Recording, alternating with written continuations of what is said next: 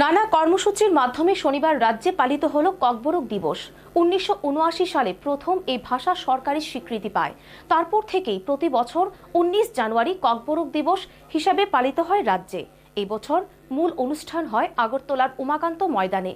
আনুষ্ঠানিক সূচনা পর্বে উপস্থিত ছিলেন মুখ্যমন্ত্রী বিপ্লব কুমার দেব সহ অন্যান্য মন্ত্রীরা। একটি র্যালি সূচনা করেন তারা। বর্ণাঢ্য এই র্যালিটি শহরের বিভিন্ন পথ পরিক্রমা করে। ককবরক দিবস বা বোরক দিবস দেশের মধ্যে ত্রিপুরা রাজ্যেই ককবরক ভাষার বিকাশ উদযাপন উপলক্ষে পালিত হয়। এই দিনটি প্রতি বছর 19 জানুয়ারি উদযাপন করা হয়। ককবরক ভাষা ত্রিপুরা রাজ্যের একটি সরকারি ভাষা। 1979 সালে সরকারি ভাষা হিসাবে তার প্রাথমিক স্বীকৃতি স্মরণ করার জন্যই এই দিনটি নির্বাচন করা হয়। কক শব্দের অর্থ ভাষা এবং বরক মানে মানুষ। হাজার হাজার বছর ধরেই ককবরক রাজ্যে আদিবাসী সম্প্রদায়ের একটি ভাষা। এই ভাষাটি তিব্বতী বার্মান ভাষাগুলির মধ্যে অন্যতম একটি, যা ভারতের উত্তর পূর্ব অংশ এবং বাংলাদেশের পার্শ্ববর্তী সিএসটি পর্বত অঞ্চলে ব্যাপকভাবে কথিত রয়েছে। ককবরক ভাষাটি দ্রুততম ক্রমবর্ধমান ও উন্নয়নশীল তিব্বতী বার্মান ভাষাগুলির মধ্যে অন্যতম। ককবরক ভাষায় যারা কথা বলেন তারা টিপরা বা ত্রিপুরী হিসাবে পরিচিত। বহু পুরনো এই ককবরক ভাষাটি বর্তমানে রাজ্যের সরকারি স্কুল, কলেজ এবং বিশ্ববিদ্যালয়গুলোতে পড়ানো। এই ভাষাটিকে আরও সমৃদ্ধশালী করতে চলেছে সরকারি এবং বেসরকারি উদ্যোগে নানাবিধ প্রচেষ্টা। শনিবার রাজ্যে নানা কর্মসূচির মাধ্যমে পালিত হয়েছে ৩৫তম ককবরক দিবস। আগরতলার উমাকান্ত ময়দানে ককবরক দিবস উদযাপনের আনুষ্ঠানিক সূচনা হয়।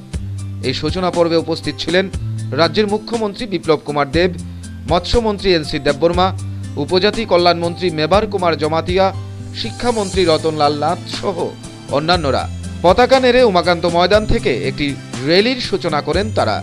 সূচনা পর্বে বক্তব্য রাখতে গিয়ে মুখ্যমন্ত্রী বিপ্লব কুমার দেব বলেন, ককবরক ভাষার সমৃদ্ধিতে কাজ করছে রাজ্য সরকার।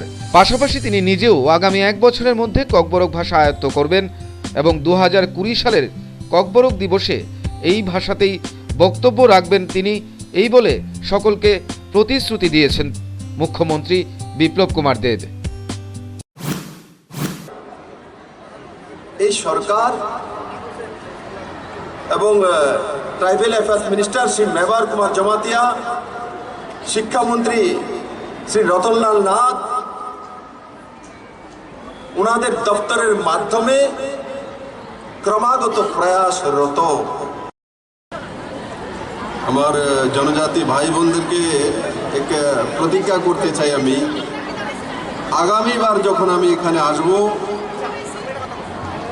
এই অনুষ্ঠানে, তো ভাষণ আমি ককবরক ভাষাতেই দেব।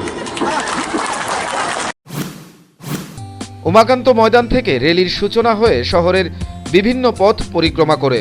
র্যালিতে অংশ নেয় বিভিন্ন বিদ্যালয়ের উপজাতি ছাত্রছাত্রীরা। নাচ ও গানের তালে তালে এই বর্ণাঢ্য র্যালিটি শহরের বিভিন্ন পথ পরিক্রমা করেছে।